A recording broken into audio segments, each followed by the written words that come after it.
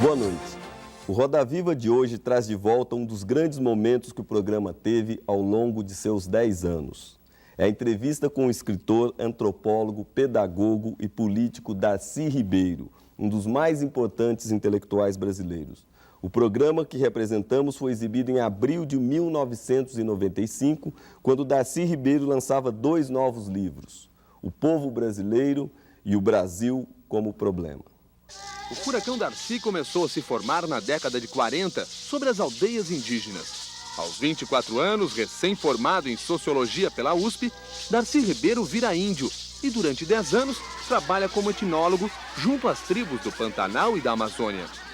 De volta à civilização, Darcy ajuda a estruturar a Universidade Nacional de Brasília, torna-se seu primeiro reitor e assume o Ministério da Educação e Cultura de João Goulart. O golpe de 64 tenta barrar o Furacão Darcy, a esta altura chefe do Gabinete Civil de Jango.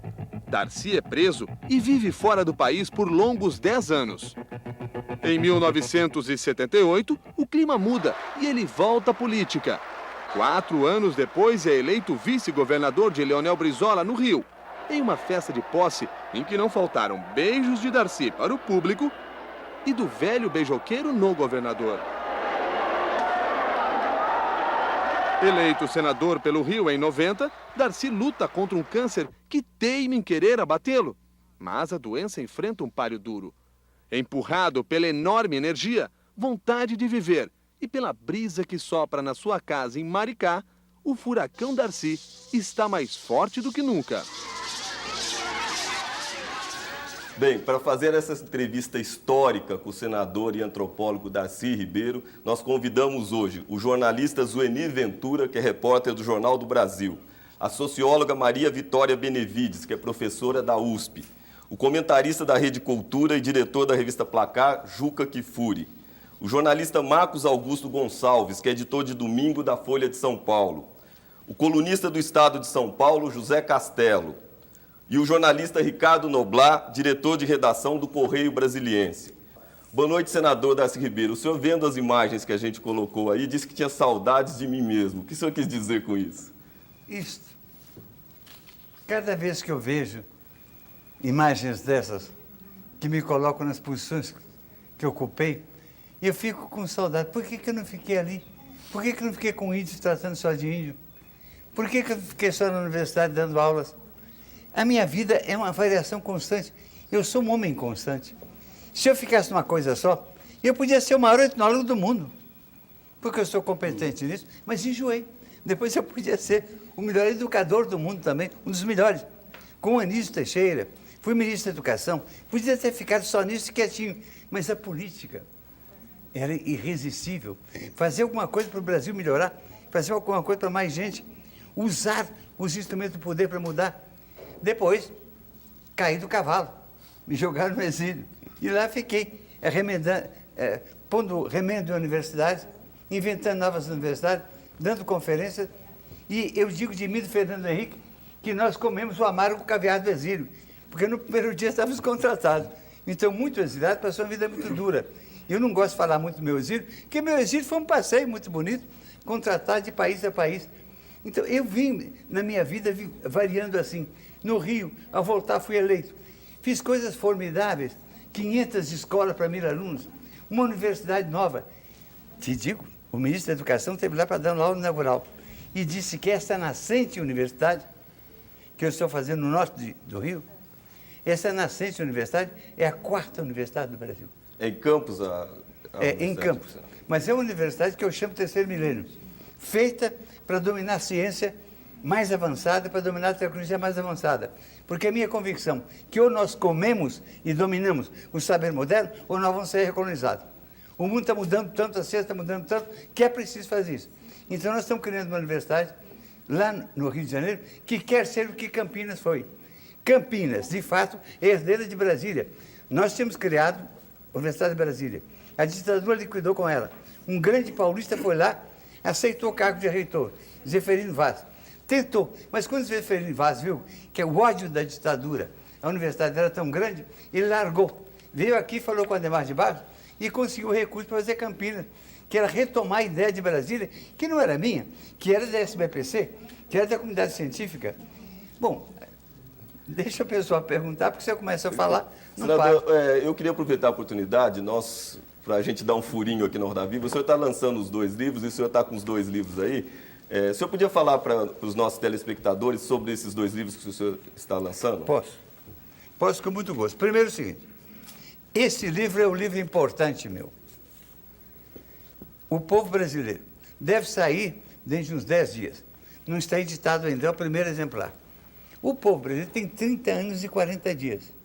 Durante 30 anos eu quis escrever esse livro. Tomei notas, estudei, porque a minha convicção, quando eu comecei a fazer no exílio, eu queria saber por que o Brasil não deu certo quando estava no exílio. Por que perdemos? Por que, mais uma vez, a direita ganhou?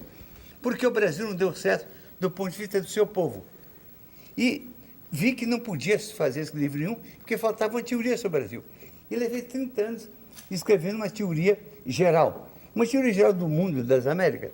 São 5 livros que têm 96 edições em várias línguas. E esses livros, ter escrito 5 e não escrever o final, para o qual eu me preparei, era uma loucura. Então, quando eu vi no hospital morrendo, eu ia lá, aquele pessoal ia me matar naquela UTI. Eu fugi do hospital para viver e fugi para escrever esse livro. Então, eu escrevi esse livro em 30 anos que eu me preparei e mais 40 dias, depressa, com muitas secretárias, para fazer ligeiro antes de morrer. Parece que eu não vou morrer mesmo, porque a saúde está me voltando. Consegui. Mas então, esse livro, para mim, é muito importante, porque nós não temos uma teoria global do Brasil.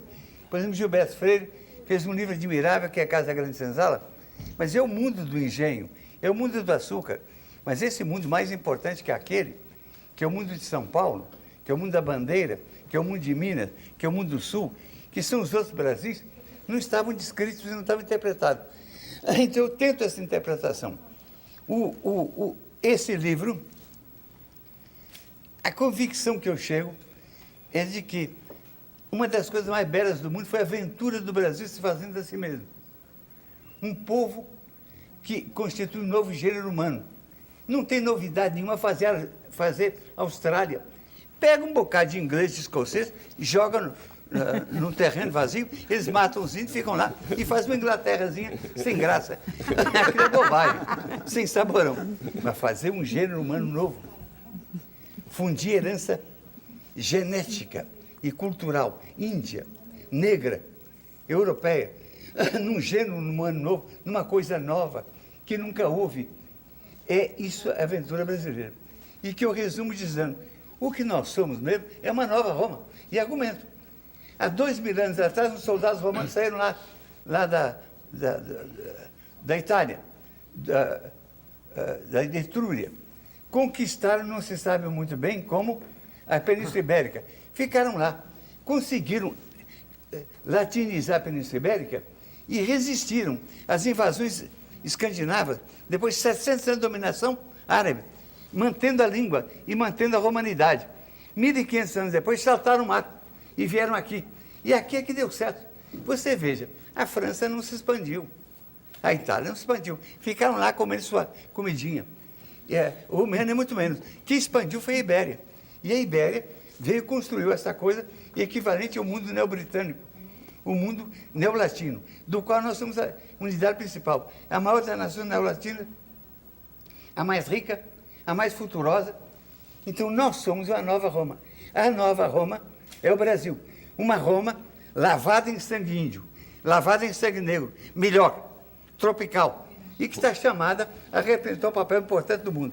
Esse livro mostra lentamente, cuidadosamente isso, e eu creio que ele tem uma grande beleza também, porque uma beleza aventura do nosso povo, se fazendo a si mesmo, tal como é uma figura terrível, a brutalidade, a incapacidade, a mediocridade da nossa classe dominante, que aqui o que faz é enricar, é ter vantagem para ela, é juntar, gastar. O Brasil sempre foi um moinho de gastar gente. Moeu, liquidou 6 milhões de índios que tinham aqui. Liquidou, mas 12 milhões de negros africanos. Para quê? Para adoçar a boca de europeu com açúcar. para enriquecer com o ouro de Minas Gerais. Então, a classe dominante sempre se deu bem e continua se dando bem. Mas o povão está aí com uma fome que é espantosa. Por que fome nesse país? Por que crianças sem escola nesse país? Por que nós só somos melhores que os de São Paulo, do que Bangladesh em educação? É para morrer de vergonha. Então, tanto é bonito esse povo se reinventando, se fazendo, se construindo, como essa classe dominante medíocre, que a gente tem que dar um jeito nela para obrigá-la a aceitar que o Brasil realize sua potencialidade de uma nova civilização, uma nova Roma. E o senhor podia falar um pouco sobre o outro livro também? Já que Se são você dois. tem paciência. Esse livro eu estou apaixonado por ele. Esse outro também eu gosto dele. Mas vejam só. Esse outro é um Está livro político. enjeitando ele um pouquinho. Eu explico para você. O Brasil como problema. Eu fiz nos últimos anos... O senhor não gosta muito do título desse livro, né? O Brasil como problema. Esse daqui é sobre 500 anos. Esse é sobre quase a atualidade. Então, eu fiz uma porção de discurso no Senado. Fiz nesse período muitas conferências, meio eruditas, mas tudo isso se perde. O que se publica como publicação oficial, ninguém vê. Então, eu senti tanta gente pedir cópia de discurso no Senado, ou de conferência que eu fiz, que eu resolvi tirar dos discursos o tom de discurso, pôr uma linguagem direta e reescrever como livro para o público comum. O público comum só pode encontrar coisa na livraria. Então, eu fiz um livro, que é o que eu tenho dito. Pus aqui coisas raras. Um pedacinho, por exemplo, do discurso que eu fiz em Copenhague, quando me deram um doutorado honoris causa. Pus também um artigo que eu gosto muito dele. Recomendo os leitores a lerem. Quando a Suíça fez 700 anos, a Suíça resolveu convidar 12 intelectuais do mundo para irem lá olhar. Uma boca rica, podia ir para o hotel que quisesse, uma boca rica mesmo. Eu fiquei, podia ter ficado 3 meses. Não tinha tempo, fiquei um mês só. E convidar 12 intelectuais eminentes, dizem eles, para escrever para os suíços o que achavam da Suíça.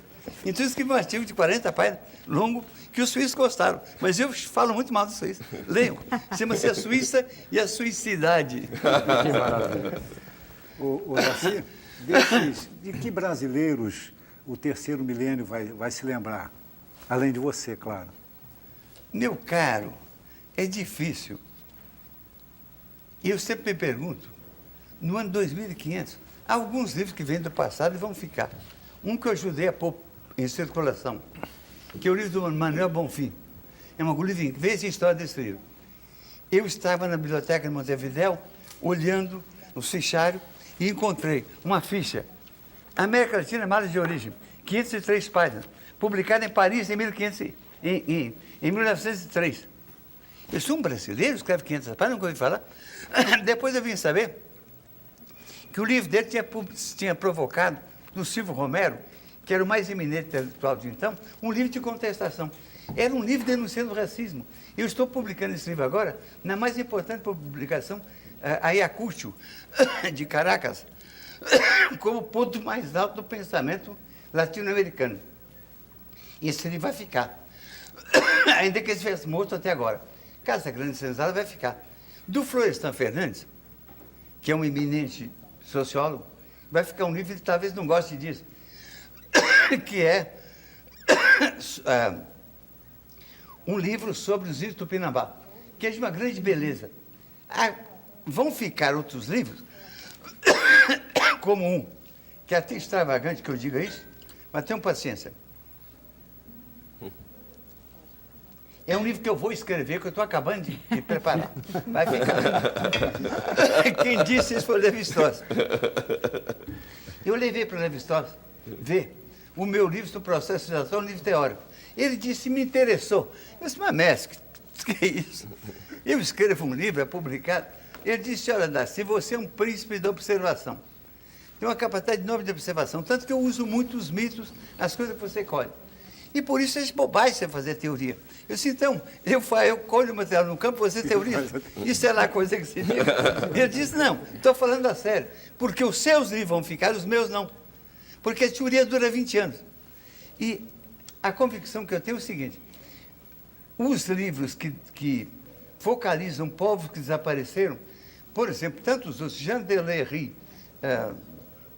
tantos outros livros que focalizavam uma forma do ser humano, esses livros ficam.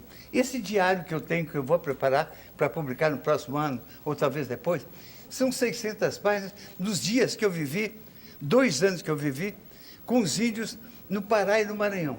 É o dia a dia. Por que o senhor não publicou isso até hoje? Por que Hoje não desapareceram, mas se descaracterizaram. Então, é muito provável que esse livro, por essa característica, fique alguma coisa da poesia, Carlos Drummond, João Cabral, Guimarães Rosa, Jorge Amado. Quem não gosta de Jorge Amado, mas a verve do Jorge Amado, a criatividade, vai ficar. Nós já temos um acervo de literatura que nos retrata e que é o espelho que o Brasil se olha. Nós aprendemos a nos olhar assim. As mulheres brasileiras aprenderam a fazer amor com preto, foi lendo Jorge Amado. Aprenderam que era factível. Então, nessa área da sociologia, ou da política, ou da economia, o senhor acha que pode ficar algum livro do sociólogo e presidente Fernando Henrique Cardoso? Eu acho que Fernando Henrique não escreveu o seu livro ainda vai escrever. Fernando tem um livro podia fazer uma avaliação muito do editado de ensaios com folheto, que foi o mais editado, sobre subdesenvolvimento. Mas ele jogou fora esse título, ele não gosta mais. Tem um livro teórico sobre o negro no Brasil. Mas em vez de estudar o negro na Bahia, o negro em São Paulo, tinha muito negro, foi estudar o negro em Pelota, no Rio Grande do Sul, não tinha negro nenhum. Então não tem muita graça. Agora, o Fernando é muito melhor que os livros dele. O Fernando tem o direito de escrever um grande livro. E ele é melhor do que ele... É isso que eu ia perguntar. Como presidente, ele é melhor como sociólogo, não? Hein? Como presidente, ele é um bom sociólogo, não? Olha, eu acho que o Fernando, para ser presidente, ele teve que fazer uma aliança, não ser de presidente de graça. Então, o Fernando é o presidente do PFL, é o presidente do PSDB. É claro que isso significa compromissos, mas eu tenho a impressão de que o Fernando verdadeiro vai ser no segundo mandato. Ele vai conseguir que o presidente seja reeleito, e então ele será presidente, talvez, apoiado por nós. Aí melhor. Senador esplêndido, como eu gosto da sua expressão, lembrando a recepção na Universidade de Brasília, que o reitor tinha esquecido como que se chamava o reitor, que é magnífico, né? Esse termo engraçado, e acabou saindo esplêndido. Então, é isso que eu me lembrei quando o senhor começou a falar. Mas uma frase sua logo no começo, que o senhor poderia ter sido um grande intelectual em qualquer uma das áreas que o senhor trabalhou, pesquisou, trabalhou, fez teoria, etc., mas houve essa irresistível atração pela política. Eu gostaria que o senhor falasse sobre isso, porque hoje nós estamos vendo um descrédito quase que absoluto, não apenas nos políticos individualmente, mas, infelizmente, na atividade política com a sua possibilidade transformadora. Eu, como trabalho justamente na criação de uma escola de governo para entusiasmar os jovens, aliás, o senhor esteve lá e foi um sucesso total, eu gostaria que o senhor desse esse testemunho, como é importante se acreditar na atividade política, essa capacidade transformadora, e o que isso foi para o senhor? Olha, política é atividade humana fundamental. É aquilo que move com o destino humano. É aquilo que define o que vai acontecer com comunidades. É vitalmente importante. Há países que deram certo por coincidência da história, por competência deles, e que não confiam em intelectuais. A Inglaterra não dá a menor confiança para intelectual, nem para sociólogo, nem para antropólogo, nem para politicólogo. A Alemanha também não, os Estados Unidos também não. Mas países que não deram certo têm que dar um pouco de atenção. Então, há um lugar para nós meditarmos sobre isso. No meu caso pessoal, eu, aos 17 anos, saí de uma cidade pequena e caí em Belo Horizonte. Era um rapazinho inteligente, tentando estudar medicina, tomava bomba todo ano e queria suicidar. E estava muito agitado. Escrevi um romance de 300 páginas, o que estudante de medicina não escreve, então eu tinha que tomar bomba. Mas o que me interessava ali era a guerra de integralistas e comunistas. E eu aderi aos comunistas. Por quê? Eu acho que é porque um chato foi integralista antes e eu não quis ficar com ele. Não sei, eu não tinha preparação para saber. Os integralistas tinham um certo encanto como nacionalistas, que os comunistas não eram. Mas eu senti, e também, o livro do Jorge Amado sobre Prestes, a figura do Prestes, me impressionou muito. Os comunistas me fizeram muito bem. os comunistas me fizeram responsável pelo destino humano. Me interessa o que acontece aos homens na Indochina, no Paraná, no Peru, me interessa. Isso, você assumir o destino humano, é muito importante. Tanto que os jovens de hoje, eu pergunto, quem é que vai fazer-os responsável pelo destino humano?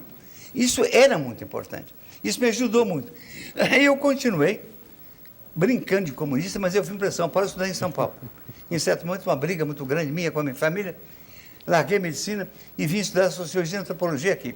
Eu era orientador da célula da Light. E eu brincava de ser comunista e queria ser comunista profissional.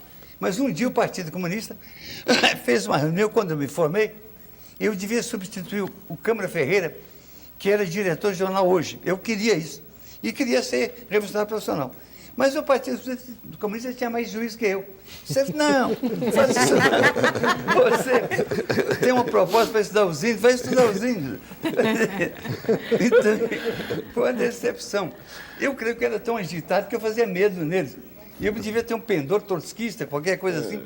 Tinha medo. Independente, independente. O certo é que eles me liberaram. Então, eu não sou renegado, nem fugido, nem nada. Eu sou licenciado do Partido Comunista.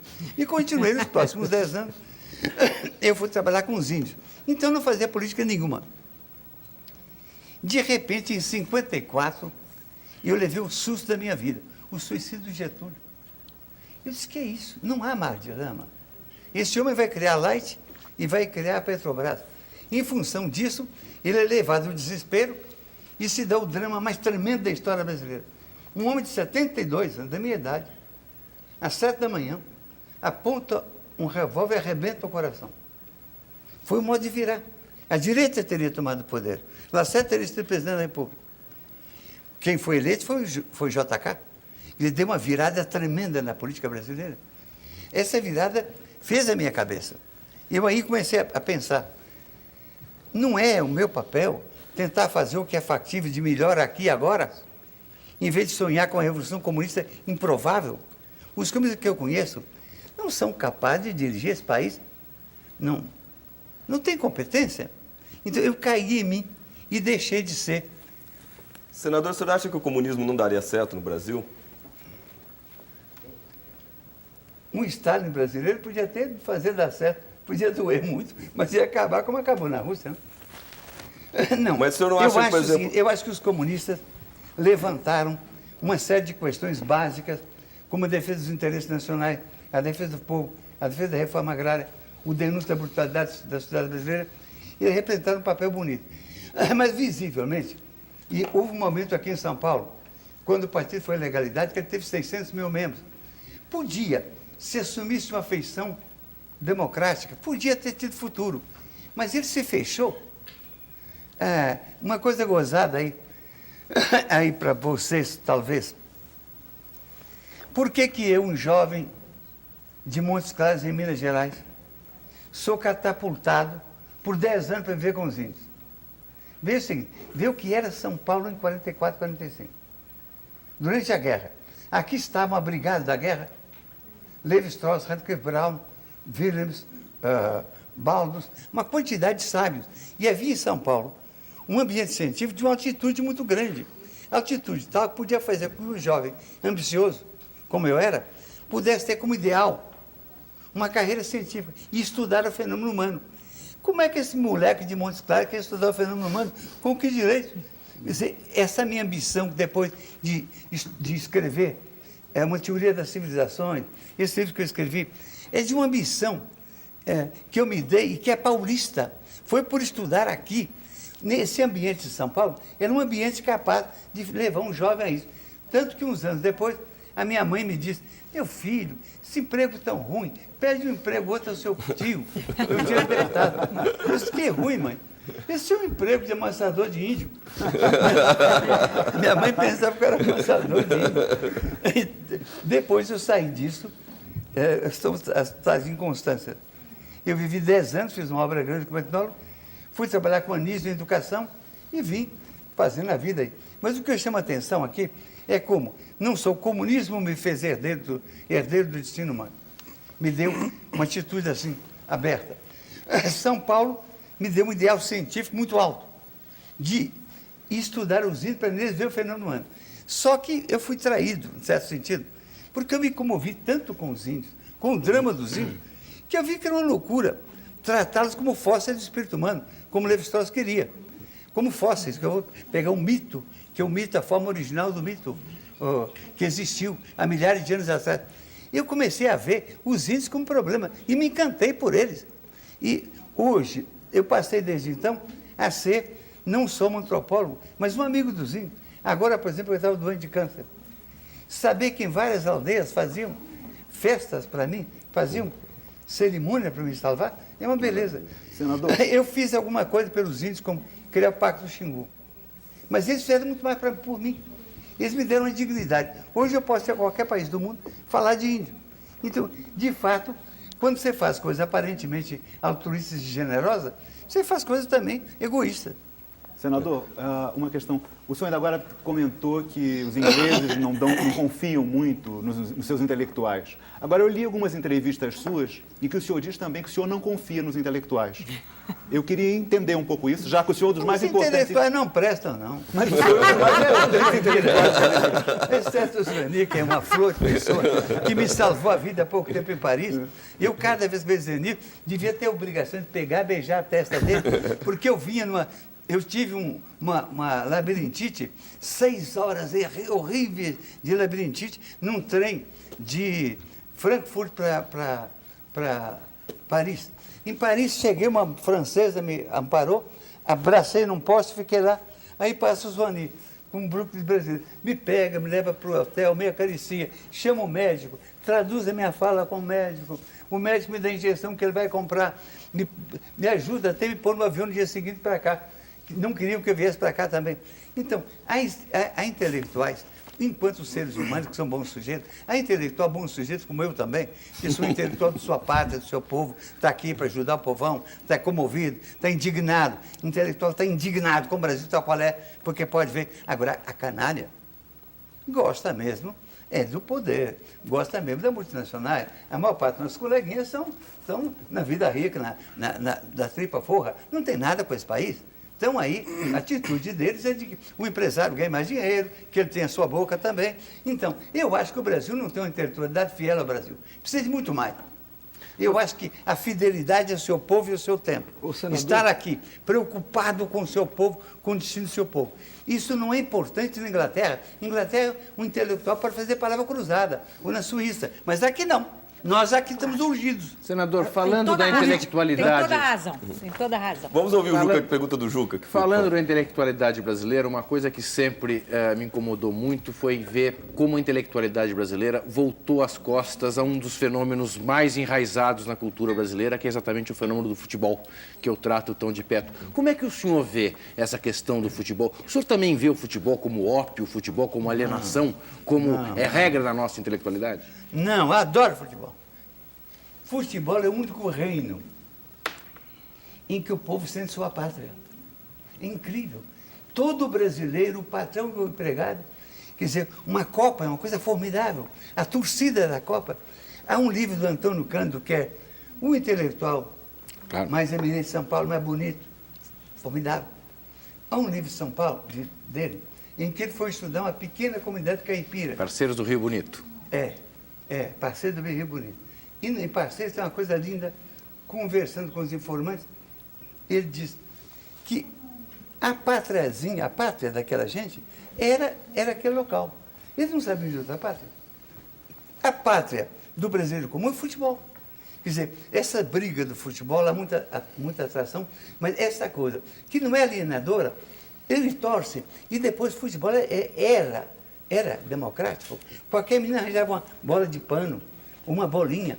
Por exemplo, uma das coisas que eu fiz, uma burrada que eu fiz na vida, para fazer os meus 500 CF, não tinha terreno, é muito difícil arranjar terreno de 10 mil metros, 15 mil metros. Então, eu acabei com 60 campinhos de pelada no Rio. Um dia eu mandei fazer CF num lugar, chega lá, os que jogavam estão acampados, aqui não faz porra nenhuma. Aqui é nosso campo. E eu vi que era uma loucura que os campos de pelada que haviam, terreno público era campo de pelada. Eu estava acabando com ele. Então, o que é importante é as escolas em todo lugar, dá mais chance. Por quê? Para surgir um fenômeno como um gênio, como Einstein, dos nervos e do músculo, como Pelé, é muito difícil, mas só é possível quando você seleciona sobre 1 milhão. Quando 1 milhão de ministros estão jogando futebol. Quando não jogam, porque não há campo de pelada, porque não, é ruim. Eu acho o futebol muito importante e acho que o futebol é o momento em que o brasileiro chora, se apega, em que ele tem pátria. A pátria para ele é madrasta. Deu ele uma má escola, deixa ele com fome, desempregado. É aquele momento do encontro. Você não acha isso? Eu acho. Qual é o time do seu coração, senador? Como? O time do seu coração. O senhor tem um time de Olha, eu preferência? digo por demagogia que é o Flamengo. Demagogia? Agora, senador, Para ganhar voto. Não, Senador- porque o povo é do Flamengo. Senador, o senhor mencionou o CIEPS, que é uma concepção de educação inovadora, popular, que o senhor fez. Qual é a avaliação do CIEP que o senhor tem hoje? E como o senhor reage à crítica de que o problema do CIEP não é a criação, é a manutenção do CIEP, que é muito cara? Olha, vamos falar um pouquinho disso. No mundo só há CIEP. Os imbecis não sabem. A escola de turno é uma perversão brasileira. No mundo, nenhum lugar do mundo a criança é abandonada. Por quê? Porque a cada criança tem uma escola onde ele passa o dia inteiro. Ele vai às 7, 8 da manhã e sai de tarde. Então não há criança abandonada. O Brasil um dia tem que fazer isso. É claro, sobretudo no centro metropolitano. Enquanto São Paulo não puser todas as crianças numa escola que ele passa o dia inteiro, em que alguém estude com ele, é claro que vai estar cheio de meninos se matando uns aos outros, sendo mortos, caindo na droga, na criminalidade.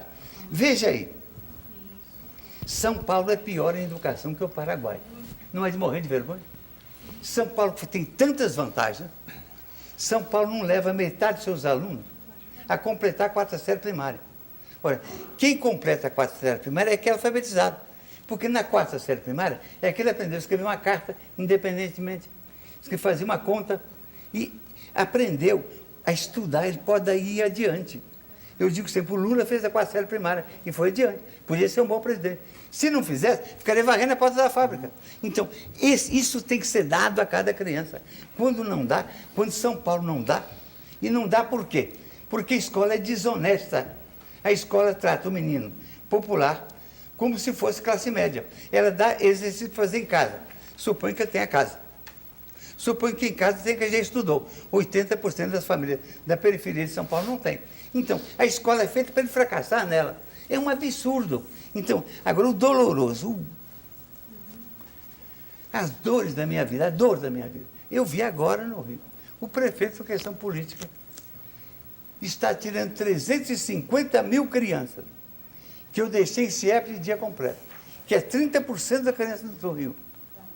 E mandou colocar em meio período, por economia. Fazer economia com criança vai ficar mais caro que vai pagar para eles na prisão, na polícia para tomar conta deles. É uma barbaridade. Por que o Brasil é tão babo com sua criança? O Brasil parece detestar suas crianças.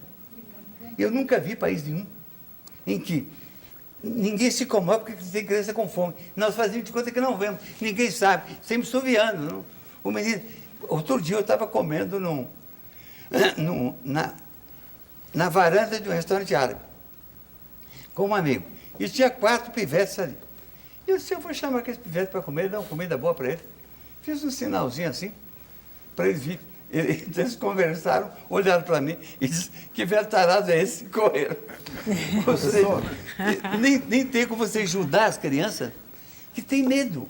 Então, há uma guerra contra as crianças. Essa guerra é do feirante. O feirante do Rio, do lumpenproletariado, da lumpenburguesia, que vende um cigarro, uma banana. É essa gente que é roubada pelo menino, porque roubou uma banana que para aquele lumpenburguês vale muito e ele dá 2 bananas para alguém matar o menino. Não pode continuar assim. Professor? Só completar você. Então, para mim me doeu muito que o governador, com a alegação de que não é preciso dar dia completo, é preciso. Japonês se fez com história de dia completo, francês, inglês, só há isso no mundo, tem que fazer. Custa 3 vezes mais caro o CIEP. Mas como ele aprova 90 e tantos dos alunos, é mais barato. Porque o produto de uma fábrica são os sapatos que ele faz. Se você põe mais gente formada, o preço é o preço do menino formado. Então, realmente, aqui, Alguma coisa que a única explicação que eu tenho, a única que eu encontrei até hoje, estou pronto para aceitar outra, é a seguinte. O Brasil é o último país do mundo que acabou com a escravidão. A escravidão condena o negro a lutar pela sua liberdade, mas condena o dono a ser bandido, a arrebentar o escravo com chicote para tirar dele o lucro que pode dar. Então, a classe dominante brasileira, de filho e neto senhor de escravo, ela tem uma atitude bruta diante do escravo. O escravo é como um carvão, gasta um, compra outro. Então, há uma atitude para com o povo pobre, sobretudo preto, e o mulato, e o branco pobre, há uma atitude de descaso. Quer dizer, que o Brasil não se envergonhe de um fato simples. O Brasil consegue ser, em poucos anos, segundo produtor mundial de soja, para engordar porco no Japão e porco na Alemanha. Isso temos a agricultura tão poderosa que pode fazer. Mas essa agricultura não dá bola para o feijão que o povo come, nem é obrigada a fazer. E também não dá terra, que é a forma mais barata de ocupar gente criando a família. Então, há problema brasileiro muito sério, entre eles, um problema seríssimo em enfrentar isso. É a escola de tempo integral. Veja mais. Há 60 anos, Anísio escrevia isso.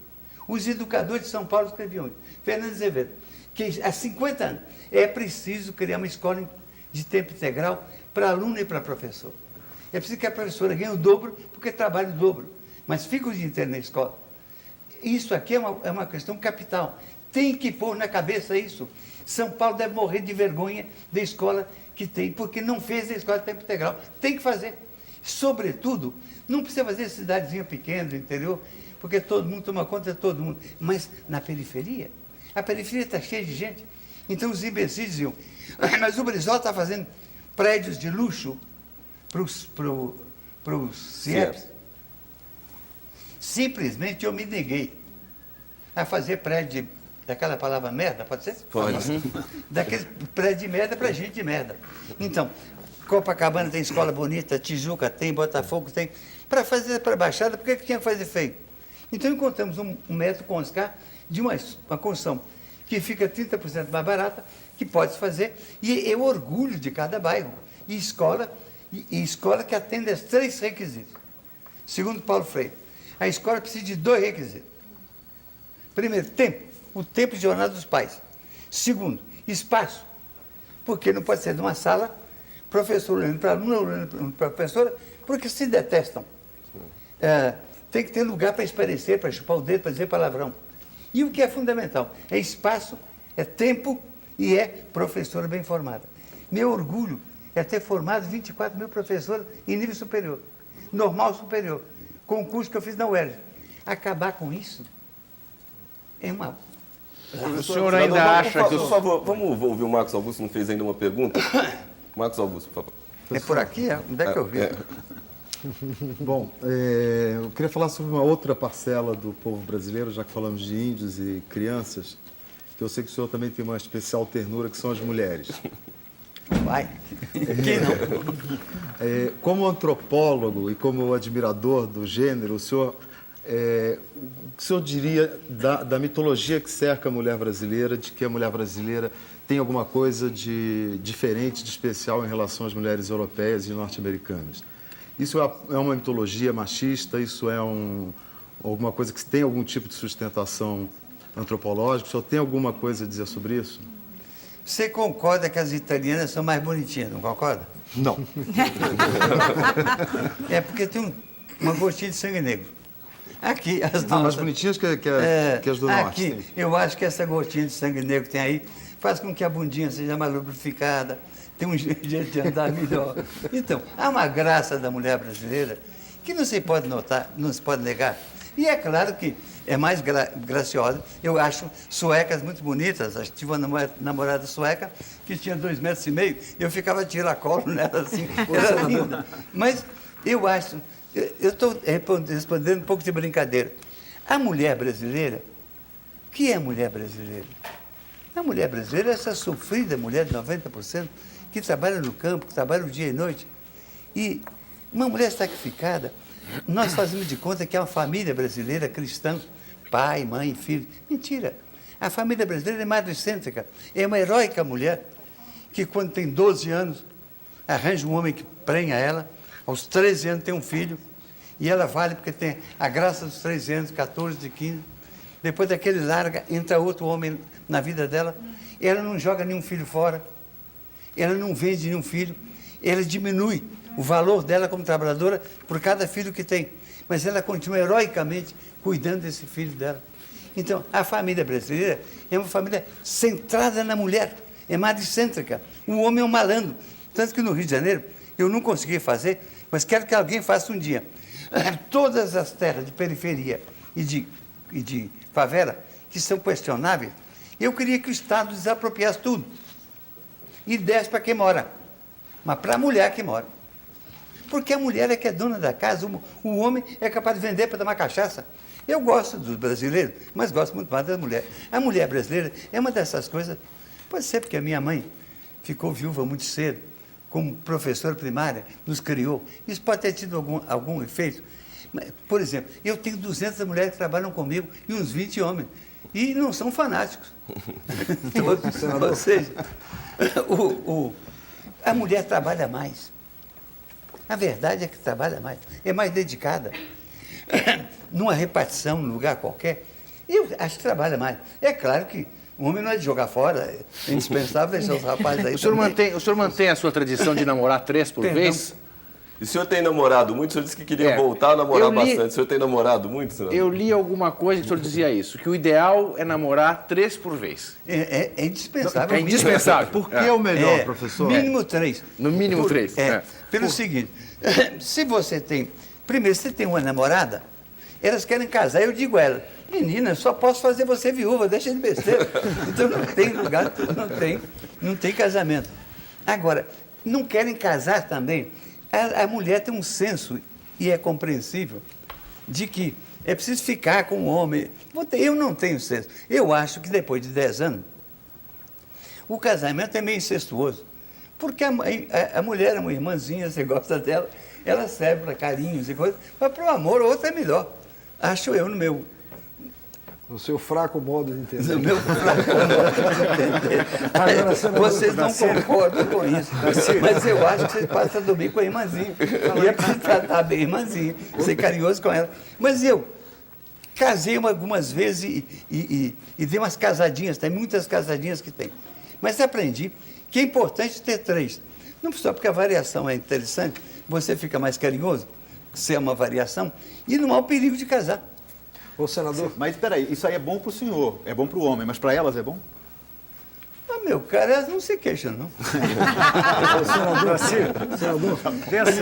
sempre que você fala nos seus amores, você fala daquela indiazinha, Cadivaro, que você namorou, enfim, quando esteve lá e tal. Ela terá sido a grande paixão da sua vida? Não, não foi. Mas é uma coisa curiosa, porque na minha geração, a geração do Rondon, e com muito boas razões,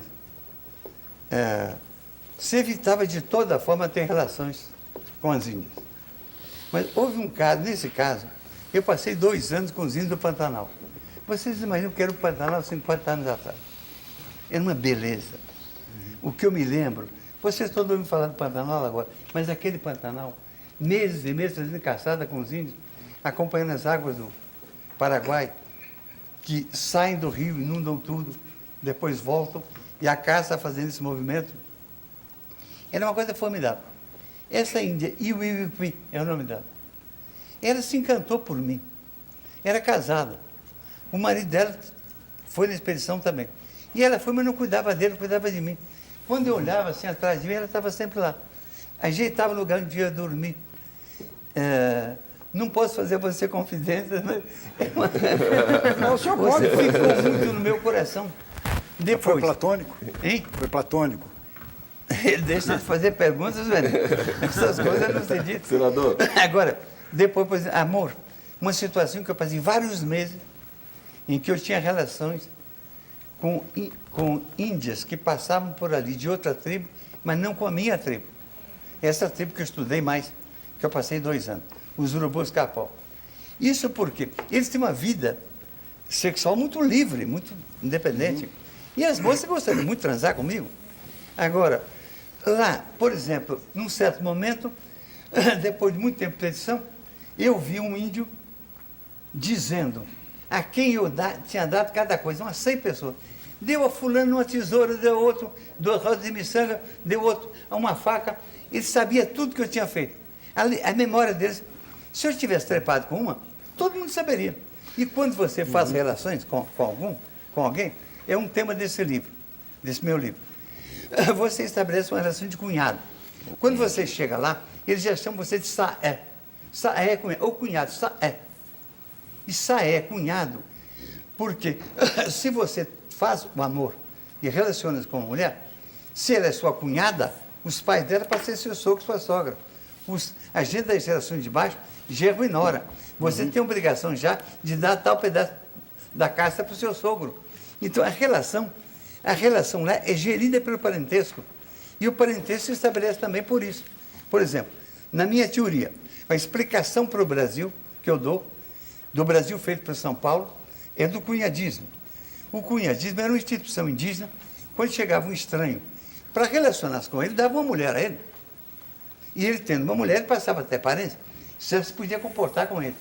E o que acontece aqui? Os velhos paulistas, aqui,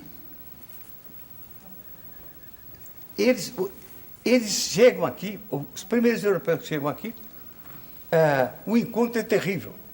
Porque o índio está na beira da praia, olhando aquela gente que vem nas naus. As naus com aquelas velas enormes. E os índios olhando aquela coisa que vem, uma divindade. E vão chegando. E quando chegam, o índio devia achar o europeu horrível. Porque estavam barbudos, eu nunca tinha visto gente barbuda. Todos cravados, escorbuto. Porque vinha de uma travessia longa sem comer verdura. Fétidos, não tomavam banho há 3 meses. Então era um trem horrível, aquela brancalhada horrível. Essa era a visão do índio. Mas a visão do europeu é que vai dando bom selvagem.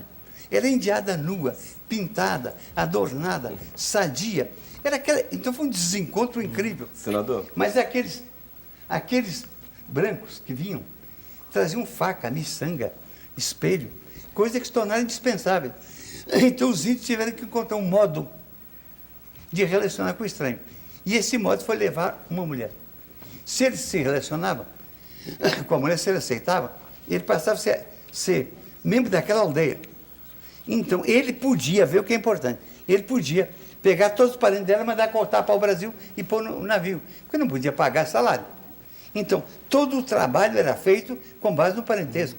Eu suponho que se sabe de um espanhol que teve 80 mulheres, porque como não havia uma tribo capaz de tomar uma decisão por si, cada aldeia levava uma mulher.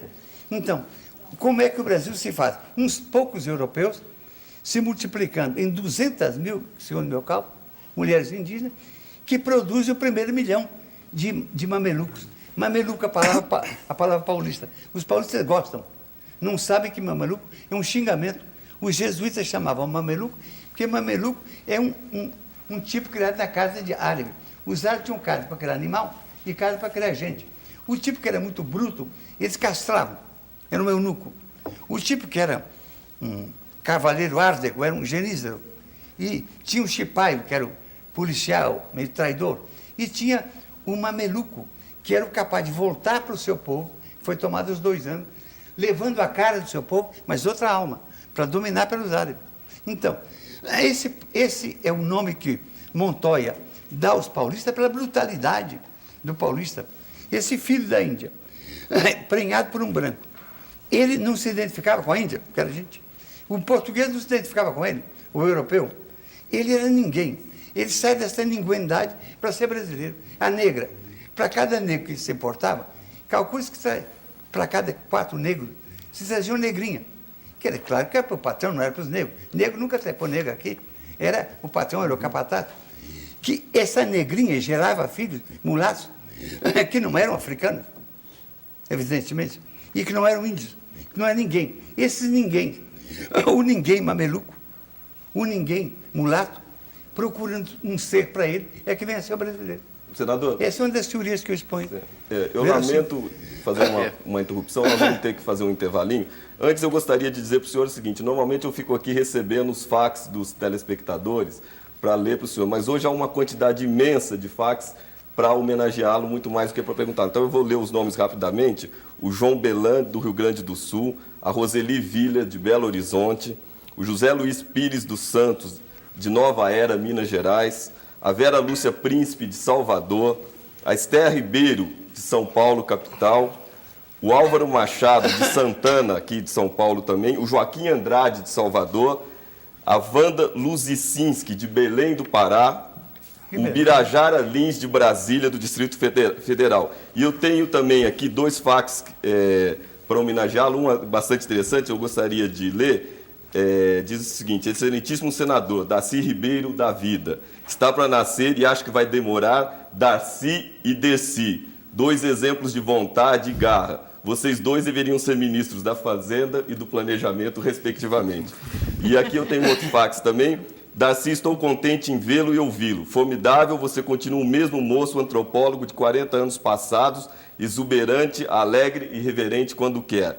Não há tempo para ir até aí abraçá-lo. Abraço grande aqui da tribo, Orlando Vilas Boas. Bem, nós vamos fazer um breve intervalo e voltamos, continuando a entrevista com o senador Darcy Ribeiro.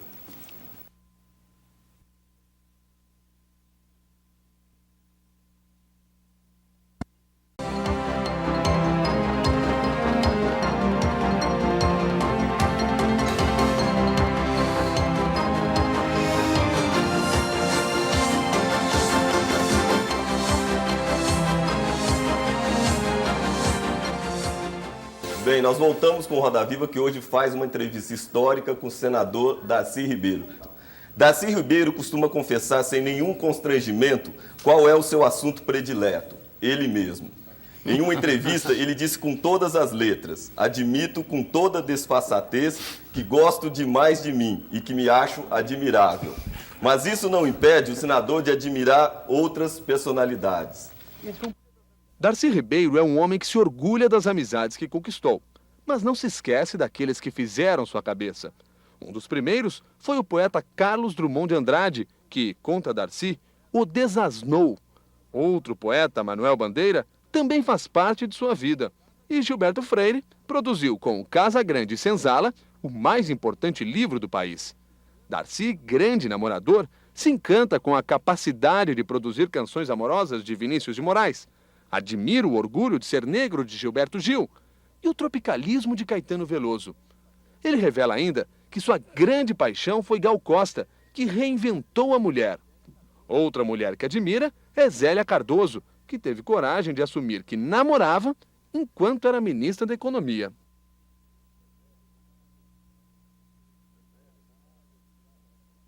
Zélia, senador? Ela está casada. Senador, por falar em amizades e admiração, eu conversei esse fim de semana com o Caetano Veloso, que disse que gostaria muito de estar aqui entrevistando o senhor. E eu falei, bom, já que você não pode ir ao programa, porque ele vai fazer um show amanhã em Nova York, em homenagem ao Tom Jobim, eu falei, você faria uma pergunta ao senador? E ele, olha, eu gostaria muito de saber do senador o seguinte, ele diz o Caetano: qual é o segredo da eterna adolescência dele? Porque uma das coisas que eles mais admiram no senhor é esse ar adolescente que o senhor mantém até hoje. O Caetano é um dos intelectuais que eu mais admiro. O Caetano é um homem da música, com uma criatividade formidável. Mas eu acompanhei esse grupo, eu sou muito velho. Então eu vi o velho Edgar Santos, um reitor luminoso, que fez um reitorado na Bahia, trazendo cultura europeia, trazendo a cultura erudita mais avançada para a Bahia. E que teve a coragem de levar para a Bahia também a mulher mais admirável que andou para São Paulo, Lina Bobardi. Lina é gênio. Hoje, o mundo está descobrindo a Lina, e a exposição da Lina no mundo inteiro. Quem fez o Museu de Arte Moderna aqui, ela com Vério Bardi. Então, eu vi o ambiente criado por Edgar, por Lina, em que surgem Glauber, Gilberto, Caetano, Betânia, Gal. Umas pessoas lindas. Eu, quando estava preso, tomei-me de uma paixão pela Gal, porque você lembra que Gal reinventou a mulher, né? Naqueles anos 70, ela inventou a mulher toda cheia é uma espécie de Carmen Miranda mais moderna, com plumas e coisas. Eu tinha uma tesão na Gal, preso, tem muita tesão, horrível.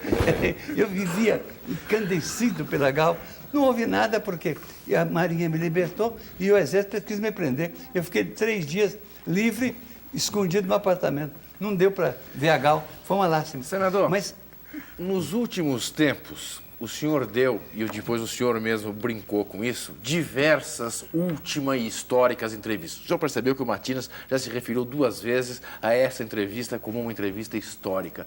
Essa é mais uma das suas últimas entrevistas e nós vamos estar aqui no ano 2000 voltando a entrevistá-lo. Meu querido, eu peço a Deus ou ao diabo, eu quero viver. É claro que eu quero viver com tesão, eu quero viver com curiosidade, eu quero viver lendo, eu quero viver escrevendo. Eu dou a impressão de que sou meio boêmio. Eu sou um besta. Você sabe que eu nunca fui em boate.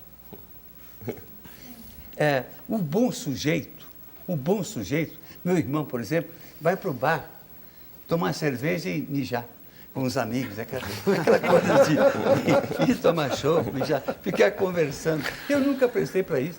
Quer dizer, eu sou uma máquina de ler, de comer papel, de pensar. E é claro que eu gosto muito de ação. Fazer escolas, estar em cima. O Brizola diz que eu sou como Israel Pinheiro, sou fazedor. Eu fiz o sambódromo. Por exemplo, outro dia o Brizola estava lá em casa, por causa de uma fundação meia que nós queremos, e ele dizia, eu jamais imaginaria, no exílio, que a primeira obra seria um sambódromo. Culpa sua. Ele disse, não. O sambódromo, todo ano se fazia um arranjo que era muito caro. Eu propus fazer um permanente, consegui que o Oscar fizesse a planta, e eu meti 200 salas de aula debaixo da arquibancada. Então, o sambódromo é um escolódromo, que empresta sua sede uma semana por ano para o carnaval. Então, me deu muita satisfação. As coisas que eu fiz, fazer isso, na vida de Getúlio Vargas, eu passava outro dia. Lá eu fiz sambódromo, a escola estadual, a biblioteca estadual, a Casa França Brasil, o monumento a Zumbi de Palmares. Tinha lá uma fábrica de escolas enorme que o imbecil acabou. Ele fazia uma escola por dia. Então, eu gosto de fazer coisas, eu sou homem de fazimento, de organizar administrativamente. Agora, por exemplo, eu mantive durante um ano um programa de 1 hora por dia para melhorar a qualidade das professoras na TV Manchete. Fiz 400 horas de filmagem. Eu preparei 600 livros. Bom, não vou contar a vantagem. Eu gosto de dirigir coisas, de organizar equipe, de fazer. As minhas equipes sofrem muito, eu sou muito bruto, sou muito ríspido, mas todas gostam muito de mim. Por quê? Eu dou carona às pessoas nos meus ideais, nas coisas que eu quero fazer. E eles têm um sentimento que estão fazendo. Então, eu tenho algumas amigas admirabilíssimas e que... Por que eu estava nisso? Porque nós combinamos que nós vamos voltar a entrevistá-lo no ano 2000. E o senhor disse que o senhor está impondo as condições. Bom, nós não temos certeza se nós estaremos aqui, os entrevistadores. Mas câncer é um trem terrível. Eu tive 2. Há 20 anos tive um e deixaram vir aqui para morrer. Eu não queria morrer, joguei fora, pisei nele e saí bem. Mas me obrigaram a dizer outra vez. Agora me vem esse segundo. Eu sempre dizia que eu não podia morrer de pneumonia dupla, porque eu só tinha um pulmão. Mas eu não sabia que podia haver sequencial. Teve uma, depois teve outra no mesmo pulmão. E quase acabou comigo. Professor, e é muito ruim o câncer. Ele é ruim assim, mas o remédio do câncer é pior. Por exemplo, eu era bonitinho. Olha o meu cabelo. Acabou tudo. Então, esse negócio de perder, eu gostava de... A imagem que eu tenho de mim é uma cabeleira de poeta, de gênio. De repente, eu fiquei com cara de guarda-livro. Esse cara não me agrada nada. Deixa eu perguntar uma coisa, senhor. O senhor estava falando da sua vocação para fazedor. Na última década, a sua imagem de fazedor, sua vida de fazedor, teve muito ligada ao brizolismo, ao Brizola. Eu lhe pergunto, o que vai sobrar do brizolismo depois do Brizola? Vai sobrar alguma coisa? Olha, depois do Brizola vai sobrar o quê? Depois de você vai sobrar o quê? Depois de cada um de nós não se sabe. O Brizola é uma das figuras mais bonitas da história política brasileira. Nunca houve um brasileiro eleito em 2 estados, importante como Rio Grande do Sul e Rio de Janeiro. Nunca houve um brasileiro que podia escolher em que estado queria ser eleito. O Brizola teve derrota, mas teve grandes vitórias. Contra o Brizola, toda a mídia se incendeia contra ele, se encandece contra ele. Ninguém tem dúvida de que o Brizola não veio brincar no mundo. Se ele chega ao poder, ele tenta fazer coisa, a propor. Muita gente tem essa convicção. E há uma campanha, quase ganhou na eleição passada. Ele perdeu do Lula por 300 votos, 300 mil votos. Em 89. Se tivesse ganho, teria tido outra perspectiva. Brizola também foi muito alisado, lixado pela vida. Está muito sem aresta. E o Brizola, eu vi, por exemplo, o Brizola no exílio, anos. Eu não era do Brizola, era do Jango, e os dois grupos eram diferentes. Nós estamos tentando fazer o que fosse possível fazer legalmente, com gente como Cavalho Pinto. O Brizola não acreditava nisso, tinha grupo dos 11, mas no exílio nos encontramos. Depois eu vi uma coisa incrível, a Internacional Socialista. Por exemplo, você sabe, foram Internacional Socialista, Fernando Henrique, Arraes, Valdir Pires, Gasparian, bom, todo mundo. Ela nunca viu ninguém. Brizola chegou e ela viu. Esses cabrões se conhecem. Então é incrível. Eu fui a Paris, você conhece Paris? Em Paris, eu fiquei hospedado, porque estava com Brizola no Regine. E com tratamento, chefe de Estado. Então eu me lembro, a maravilha que foi os dias passando no Regine, porque estava lá o dono de uma Mitsubishi Chuchu, esses filmes japoneses, enormes. E ele era cuidado pela mulher das mais lindas que eu já vi, uma geisha, mas uma geisha vestida de geisha, que era uma beleza, e que vinha lá, organizava uma série de cortinas para o homem comer dentro do cortinado. Mas vê-lo organizar aquilo era uma beleza. Então, eu vi o Brizola tratando com o Willy Brandt, ficou amigo dele. Brizola só fala português e espanhol, é incrível. E eu vi o Brizola ficar amigo do Mitterrand, ficar amigo do... Agora, professor Darcy, uma curiosidade, quando o senhor e o governador Brizola estão conversando, como é que faz? Como é que um consegue ouvir Quem o fala outro? mais? Sei lá, eu gosto de ver o Brizola, não converso muito com o Brizola, ele conversa muito mais com outra pessoa que comigo. Nós temos um paralelismo tal que a gente, com poucas palavras, se entende. Ele quer as coisas que eu quero e a gente entende muito facilmente. O Brizola tem que estar convencendo pessoas, ouvindo pessoas, consolando pessoas, ocupa muito, e ele é muito bom de telefone, eu sou muito ruim. Ele diz, ele é uma alegria no telefone, alegra as pessoas com o que eu falo. E eu não gosto de falar no telefone. Então, o nosso convívio não é muito de falar, mas é claro que passamos horas falando, tendo toda uma vida comum. A Neuza é uma das pessoas que eu mais gostei. A Neuza é uma mulher formidável, passou quase 10 anos sem falar com o irmão, porque havia um desentendimento entre Brizola e Jango. Era uma mulher formidável, ajudou muito o Brizola, e isso também me ligava muito a ele. E o Brizola, eu gosto muito dele, e eu tenho admiração. Uma coisa, os intelectuais nossos são meio bestas, porque lemos meia dúzia de livros, achamos que sabemos. Brizola, muito mais que ler livro, lê gente. É o que o Jango fazia também, lê gente. Eu vi várias vezes o Jango chamar o Santiago e falar, com o Santiago uma hora. Depois chamava a mim e falava. Depois chamava mais 5. Ele via pelos olhos daquelas pessoas do que estavam pensando. É uma coisa que o Brizola faz muito também, ler pessoas. E ele tem um grau de conhecimento, porque é um conhecimento que não está no livro, nem está no jornal. Por exemplo, como é que se troca banana do Brasil por maçã na Alemanha, maçã na Argentina? Como é que se acerta a conta de seguro do Brasil com Lloyd de Londres? Quer dizer, eu podia dar 20, você não sabe. Claro que não. Nenhum intelectual sabe, nem dá importância. Sabe umas bobagens. Agora, Brizola sabe isso. Esses cabrões, como o Santiago, o Tancredo. Eu estava fazendo a reforma agrária em 64, projetando. E eu podia falar com o Florestan. Mas o Florestan proporia que eu desse um dinheiro a ele levaria 10 anos estudando e depois escreveria um livro. Era muito mais negócio chamar o Tancredo e conversar. O Tancredo sabia das coisas. Senador? Então, pensar que o político não sabe, que não há uma sabedoria política, é uma estupidez. Eles são intelectuais. O Gramsci dizia que todo membro de um partido político é um intelectual. E os políticos são intelectuais competentíssimos. Você pega um Maluf desse, ele sabe São Paulo como nenhum intelectual sabe, não. Então, é uma especialidade e é uma propensão que a gente deve respeitar. Eu convivi muito com ele, sendo uma figura dupla, porque sou meio político e sou meio intelectual. Né? Mas, senador, o senhor falou de Brizola e de Jango, e justamente eu gostaria que o senhor falasse um pouco sobre a sua vida no governo João Goulart, porque, afinal de contas, completaram-se, no ano passado, 30 anos do golpe militar. Eu sei porque meus alunos na universidade têm 20 anos, conhecem pouquíssimo sobre o assunto e têm uma impressão deformada do que foi aquele período. Olha, portanto, eu não concordo, eu tendo a concordar que o governo de João Goulart foi um período excepcional de efervescência da sociedade, de busca de transformações e tal, e que caiu pelas qualidades, não pelos defeitos. Mas isso não aparece.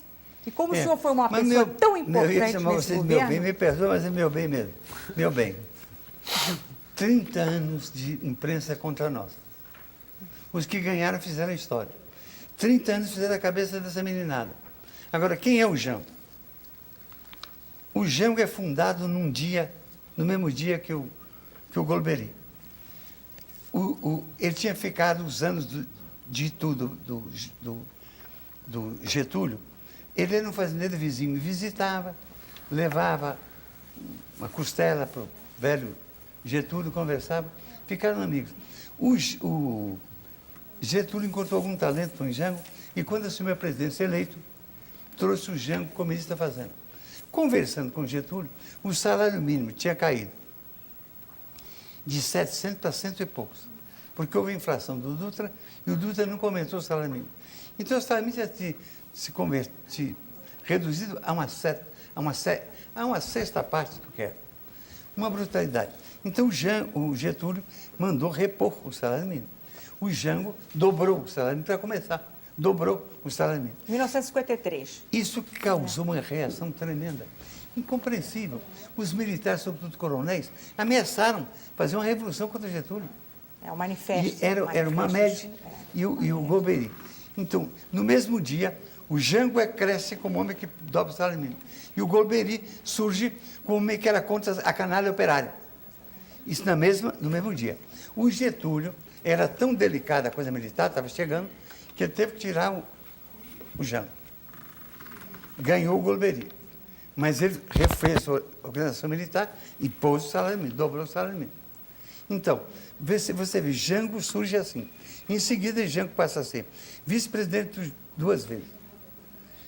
Vice-presidente por quê? Porque ele passou a existir para o povo como tal. A imagem do trabalhismo era ele. Agora vê, Jango, quando vai para o governo, ele era um jovem que engordava 20 mil cabeças de gado por ano. Rico. Os melhores fazendas do Rio Grande do Sul eram dele. Mas era um homem que tinha uma sensibilidade social. A frase básica dele, que nunca chegou na imprensa, era a seguinte: nós temos 2 milhões de pequenos proprietários. No dia que tivermos 10 milhões, a propriedade estará muito mais bem defendida. E muito mais gente vai comer e educar os filhos. Você vê essa ideia de que a prosperidade é mais gente pequena propriedade. E ele dizia, com 10% das terras que nós temos, dá para criar 10 mil propriedades de 20 hectares. O que criaram foram milhares de propriedades de 1.000 hectares. Então, quando ele chega no governo, ele quer retomar a linha mais nobre da política brasileira, que é a linha do Getúlio. Getúlio é que moderniza o Brasil a partir de 30, que cria a eleição do trabalho, direito... Bom, o Brasil moderno todo surge, porque o Brasil continuava com aqueles canastrões do Império, eram os ministros da República, da Primeira República. Você sabe que era aquele... Os carcomidos. Era horrível. Bom, há aquela virada toda e o Getúlio faz essa modernização e coloca a gente mais brilhante do Brasil. Capanema, Chico Campos, que era um fascista, mas de uma inteligência brilhantíssima, e quantidade de gente mais. Jango, Lindolfo Collor, aqui uma das burrices brasileiras, é de considerar que a legislação do trabalho do Getúlio era uma legislação fascista da Carta de Lavoro. É um livro do Alfredo Bose em que ele mostra que não, que é positivista. Foi copiada a dialética da colonização positivista da Argentina e do Uruguai. Mas o Brasil viveu dessas falsas ideias. Então, organizamos um sindicalismo, por exemplo, o PT foi contra. Tinha ódio do imposto sindical, dizia que eram os pelegos. Mas na hora de votar, votou pelo imposto sindical. Porque se acabasse com o imposto sindical, acabava com o sindicalismo. O imposto sindical não pede operário nenhum, é uma invenção formidável e permite com um salário, um dia de salário por ano, pago em 12 meses, manter um sistema sindical que pode ser aperfeiçoado, mas não é jogar fora e tentar criar um trade unionismo, outra burrada do PT. Professor, O PT dentro do dizia, assunto só Jango. completar, o PT dizia que a pior coisa era a unidade sindical. Eles eram pela pluralidade. É o socialismo de sacristia. Por quê? Porque na Itália tem sindicato católico, sindicato protestante, sindicato católico, sindicato comunista, sindicato... Queriam a mesma coisa. O que é um absurdo. Os metalúrgicos terem um sindicato só é uma beleza. Então, apesar do o ponto de vista original do PT, era esse, porque era muito mais influído pelo trade unionismo norte-americano, pelos cursos dos Estados Unidos, e não era o herdeiro da história brasileira. O dia que o PT herdar a história brasileira, de 30 para cá, ele alcançará a condição realmente de governar o Brasil, porque retoma o que é a linha histórica nossa. Jango é essa linha. No governo, o empenho dele quanto a uma coisa fundamental. O Getúlio mostrou, para tentar criar a Petrobras, e criou, e criar a Eletrobras, que não era possível entregar as coisas fundamentais do país a empresas estrangeiras. E não era possível que capital feito aqui em cruzeiro rendesse dólar. O capital estrangeiro tinha que viver o destino do capital nacional. Isso o Jango quis fazer.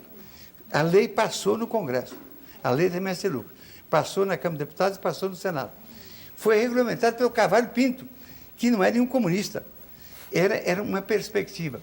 Aquela lei, disse o Caio Prado, se ela aplicada, teria dado a independência. E foi aquela lei que fez o Lyndon Johnson nos derrubar. Foi aquela lei. Para completar, desculpa um pouco. A reforma agrária. Jango queria fazer a reforma agrária, e eu fiz um projeto de reforma agrária que foi proposto. Nós esperamos mais tempo, mas ia passar. A ideia era criar milhões de pequenos proprietários. O governo do Jango foi o mais brilhante que o Brasil teve. Os homens que estiveram lá, Santiago, Hermes Lima, Darcy Ribeiro, bom, gente muito boa, o momento mais rico do Brasil. O cinema novo, a bossa nova, o tropicalismo. Ou seja, isso durou até 68. A beleza que era o movimento de cultura popular. Então, foi um momento de grande alegria, e alegria bonita, porque o povo, os jovens, estavam tomando conta do país, e para mudar o país. Por exemplo, a Uni agora tem essa besteira de ficar querendo voltar para reitor. O que ela tem que fazer é ganhar o povo, ganhar a rua e lutar pela reforma agrária, era o que ela fazia.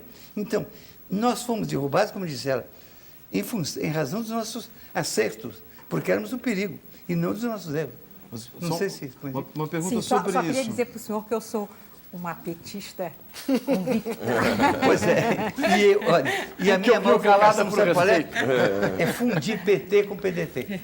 Ou seja, Eu acharia é uma ótimo, loucura eu acharia completa. ótimo. Você veja que é um crime da Itália e da França. Eu acharia É ótimo, que o Partido senador. Comunista e o Partido Socialista nunca se uniram, só agora. Eles, durante décadas, podiam unir, podiam ter feito um governo comum. Brigaram mais um com o outro que contra a direita. Nós estamos nisso. Então, eu tenho muitos amigos do PT, e a minha vocação é que, se política fosse racional, os dois partidos seriam um partido. Também acho, concordo Senador, inteiramente. O senhor sugeriu ao então presidente João Goulart que desse uma varrida de metralhadora nas tropas de Minas. E o senhor acreditou que, caso ele tivesse feito isso, o golpe poderia ser evitado. Como é que é essa história? Olha, naqueles dias, nós esperávamos que o golpe, que a tentativa do Castelo Branco, fosse a 1º de maio. E é claro que imaginávamos responder pacificamente a um levante militar. Greves e coisa que estava mais ou menos articulado. Havia ideias nesse sentido. Mas houve uma fagulha saltada. O doidão do Mourão, o general Vaca Fardada, decidiu sair com a tropa dele um mês antes. O Castelo ficou horrorizado. Quiseram mandá-lo de volta também, porque atrapalhava tudo. Mas ele saiu com a tropa. Então eu dizia, o Jango, mas vejam que coisa gozada. Eu falava com o Jango com o telefone, com o misturador. Eu tinha um misturador e tinha outro. Mas nós nunca prestamos atenção que os dois eram norte-americanos. É evidente que eles estavam cansados de saber o que, é que nós falamos. Era um governo incapaz de se defender, porque era um governo inocente. Nós estávamos metidos na batalha do mundo. O Brasil, se tivesse sucesso no governo Jango, fazendo uma reforma agrária e fazendo as multinacionais trabalharem a favor da moeda nacional, o fundamental é obrigá-las a trabalhar a favor que ganhem lucro, que mandem para fora, mas que não hostilizem, que não impeçam de ter uma medida. Os Estados Unidos foi independente porque obrigou as empresas inglesas de lá a trabalhar a favor do dólar e não da libra. Então, aqui, onde é que eu estava? Estava falando que quando o senhor mandou ou sugeriu que se desse uma varrida... É a história que eu fiz, quero fugir dela. Então, nós esperamos para 1º de maio. Veio antes da vaca fardada. Eu dizia ao Jango, presidente, o brigadeiro Teixeira tem aí, no aeroporto tal, Santa Cruz, 5 aviões com metralhadora na asa. Eu já falei com ele, está pronto. Manda lamber a tropa do Mourão. A tropa do Mourão tinha 3 meses de quartel. É meninada que o Mourão mandou, que não tinha ideologia nenhuma, e que saiu. Se lambesse por fora, voltava para o quartel todo chorando. Então é evidente. Mas o Jango dar uma ordem de fogo era muito difícil. Por quê, senador? Meu cara, há pessoas que não dão ordem de fogo. O Jango não era. Para ele era Se o senhor demais. fosse presidente, o senhor Ele teria tinha dado? informações que eu não tinha, então. O Santiago Dantas tinha dito a ele que a tropa norte-americana já estava na Guanabara.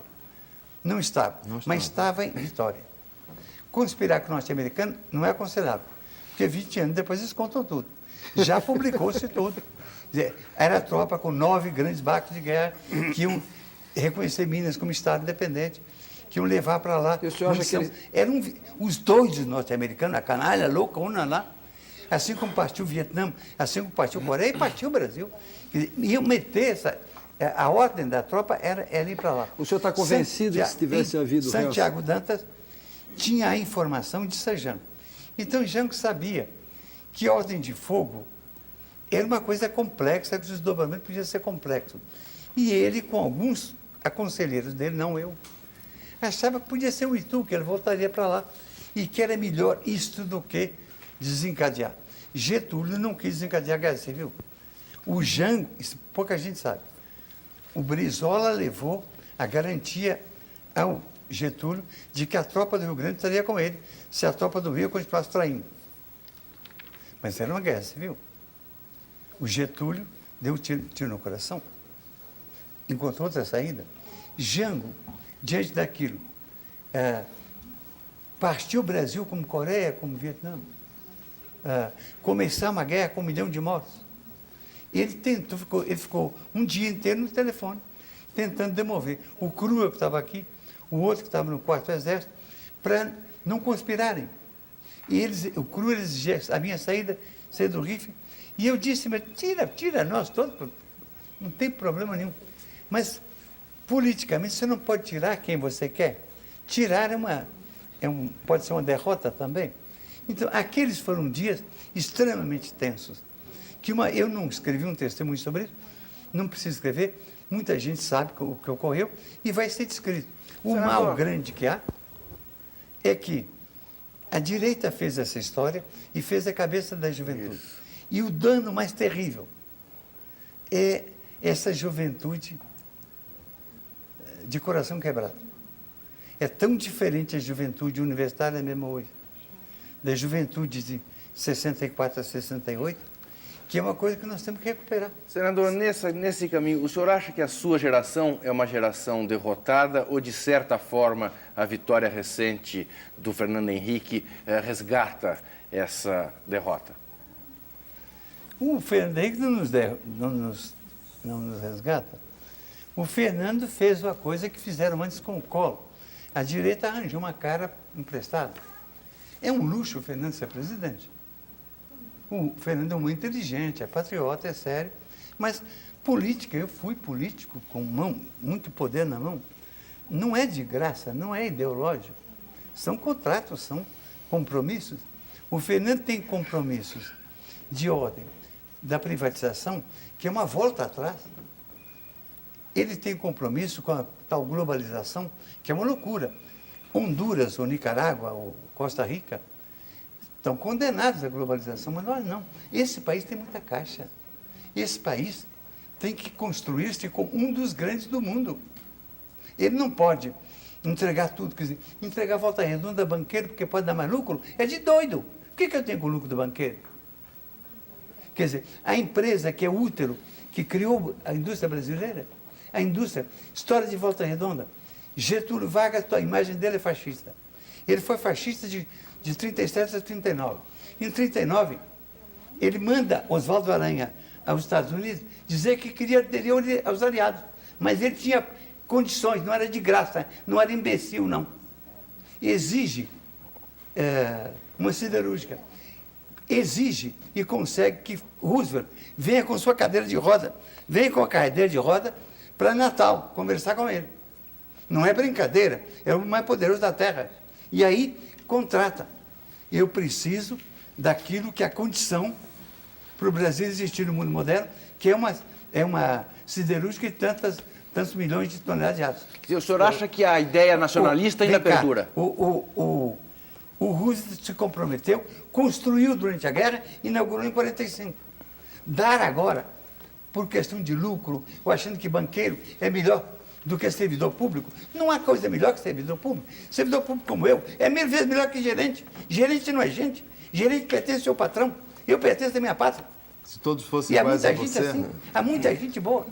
Então, essa loucura dessa entrega por um preconceito neoliberal, o mesmo neoliberalismo do Roberto Campos, do Delfim, que arrasou o Brasil, arrasou o emprego, criou o desemprego, criou esse problema tremendo do país. Agora veja. Então, Volta Redonda foi feita assim. No mesmo ato, Getúlio, os ingleses reivindicaram um crédito aberto, comprar fiado. Getúlio aceitou vender fiado. Durante toda a guerra, os ingleses, tudo que eles quisessem, vendeu, desde que eles devolvessem as minas de ferro de Minas Gerais e a estrada Vitória Minas. A Vale do Rio Doce é uma das empresas que mais cresceu no mundo. Tem associação com dezenas de empresas. Por que querer vender ela é uma canalha de banqueiro? Senador? Por que querer entregar? Sabe que a Vale controla minérios, fontes de minério, de ferro, manganês, ouro, cobre, que vale muitos trilhões de dólares. É claro que algumas empresas podem tirar isso do chão mais depressa. Mas a Rana, o que fez no Brasil? O que faz essas empresas? A empresa de minério deixa buraco mineiro pobre. Senador? Não deixa nada. Então, Fernando Henrique está sendo compelido a fazer coisas dessas, que nós temos que ter oposição. Senador, falando agora então do presente, do seu presente no Senado, nós temos aqui várias perguntas dos telespectadores sobre educação, como a pergunta do Fábio Teixeira de Resende, da Bela Vista, aqui em São Paulo, da Sônia Arruda, de Pirassununga, aqui no estado de São Paulo, do Newton Costa, de Nova Friburgo, Rio de Janeiro, da Regina Dias, aqui de São Paulo também, do Francisco Almeida, do Piauí, do Daniel Alves, de Amparo, estado de São Paulo. Mas a professora de segundo grau, Sueli Ferreira, de Jundiaí, estado de São Paulo, pergunta para o senhor o seguinte: qual o andamento do substitutivo pelo senhor apresentado no Senado referente à lei das diretrizes de base da educação nacional? Bom, muita gente ficou contra mim porque há 6 anos está discutindo a lei de diretrizes de base. E é como se fosse um absurdo eu entrar na discussão e não adotar. Mas, primeiro, fui eu que promulguei como ministro da Educação a lei anterior. Eu acompanhei isso durante 40 anos. Eu fiz mais escola que qualquer pessoa. Escola boa. Eu tenho autoridade para falar no assunto. E a lei que a Câmara fez é um horror. É uma lei congeladora, ela congela a educação. Ela congela a ditadura. Ela não muda nada. Ela não manda morder professora, ela não manda matar aluno, não. Mas um ensino primário que não alfabetiza. Um ensino médio que não ensina. Um ensino superior em que o professor faz de conta que ensina e o aluno faz de conta que aprende. É um desastre brasileiro. Congelar isso é um absurdo. Tem lá um conselho de educação corporativista em que a educação toda seria entregue ou aos professores sindicalizados, ou aos donos de colégio. Educador mesmo não cabia nenhum. Veja, por exemplo, essa gente toda ficou muito contra essa medida provisória que o governo mandou. Viu o sentido da medida provisória e o sentido responsável. Há no Brasil 1.100.000 proletários estudantis. 1.100.000 do total de 1.600.000. Que estudam em escolas particulares, pagas, geralmente noturnas, caras e ruins. Você não fazer uma aferição, e a única forma de aferir é ver o que aprendeu. Havia a ideia de publicar no diploma, tirou-se essa ideia, mas é indispensável que o governo, uma vez, tenha a responsabilidade de ver o que é aquilo para amparar os 1.100.000. Dizer, não continua aí, menino, que não presta. Ou fechar a escola ruim. Agora a canalha toda se fecha como se fosse uma agressão à USP. O que a USP tem com isso? E que medo a USP pode ter? É o perigo que algum curso da USP tenha pior nota do que aquela universidade daqui de Mogi das Cruzes, que é a fábrica de dinheiro? Não há. Então, realmente, há uma porção de equívocos aqui que precisam ser vistos. A minha lei, meu substitutivo, ele tenta honestamente aproveitar o melhor que se fez esses 6 anos. O melhor que se discutiu, o que podia ser aproveitado com muita generosidade, coisas até com as quais que eu não acho indispensável, eu adotei, para ter um projeto enxuto, aberto, libertário. A França, que tinha uma excelente lei de educação, fez uma nova. A Argentina fez outra nova. Espanha fez. E Portugal fez. Porque a educação está mudando tanto, e a tecnologia da educação que se oferece hoje é tão prodigiosa, que, evidentemente, você tem que mudar a lei. Se esses países estão mudando, por que não nós? E por que insistir numa lei burra? Que é uma lei que congela o que está, deixa tudo como está. E o que está é uma calamidade. Então, é essa a situação. Tá. Assim, você disse agora há pouco que aos 20 anos você pensou em suicídio. E hoje você é essa admirável, comovente, exemplar lição de vida. Quer dizer, o que fez essa mudança, você mudar desse namoro, digamos, de Thanatos para Eros, né? Que é a sua paixão? Para quê? Para Eros. Eros e Thanatos que fala, né? Uhum. Mas, olha, não sei. Eu só pensei em suicídio, de fato, quando era estudante em Belo Horizonte, aos 20 anos. Eu estudava medicina, tomava bomba, porque eu assistia curso de Direito e curso de Filosofia. Por exemplo, eu era um idiota, estudei no ginásio do interior muito ruim. Deixa eu contar um episódiozinho bobo. Eu me encontrei lá, viu, Marisa? Eu encontrei lá, me deram um livro todo uma história da filosofia do Willem Durant. Eu li e fiquei encantado. Eu disse, porra, irmão, esse cara não tem ninguém como esse Sócrates, nem aqui em Belo Horizonte. Então, de repente, a cultura aparecia para mim como uma coisa surpreendente, porque eu era muito inocente, eu era muito tolo. Então, não podia ficar estudando medicina, que era muito chato, aquele negócio, quando tinha coisas interessantes fora. Tomava bomba e queria suicidar. Eu tenho um diário daquela época, dos meus 19 anos. Eu, de tantas e tantas páginas, eu escrevo. Não decidi que ia nascer. Hoje decido se vou viver. E aí nós induzimos um gurizinho, um poetácio, que tomava pinga conosco, em Minas, a discreção mineira. Tomava em xícara de café. Todo lado estavam os meninos tomando café. Estavam tomando boa pinga. E ele suicidou. E ele dizia que ia suicidar. Você não tem alma, suicidar é bairro, suicidar é grandeza. E ele suicidou. E eu, no mesmo dia, escrevi no diário, fulano suicidou para mim, eu vou deixar disso. Senador? Ou seja, 19 anos é uma idade perigosa. Depois, eu sempre pensei, os 50, que aos 60 eu me matava, porque para que viver broxa? E uma chateação, aos 60. Aos 60, eu pensei que era os 70, agora eu penso que é os 80. Senador, infelizmente nosso tempo está esgotado. Eu queria ler mais 2 mensagens para o senhor. Uma é do Norton Mortis Carneiro, que é médico e presidente da Sociedade Médica Brasileira de Acupuntura. E ele diz o seguinte: como médico, quero cumprimentá-lo pelo exemplo que dá, entre outros tantos, de como se pode superar a doença. Fica demonstrado que uma mente clara é que espanta o mal. E a Maria Elisa, que é daqui do Morumbi, quer saber do senhor o seguinte: qual é o mês em que o senhor vai ter só 2 namoradas? Porque ela está na fila desse mês, senador. Tá bom. Nós voltamos amanhã com o Roda Viva Especial, reapresentando a entrevista com o fotógrafo publicitário italiano.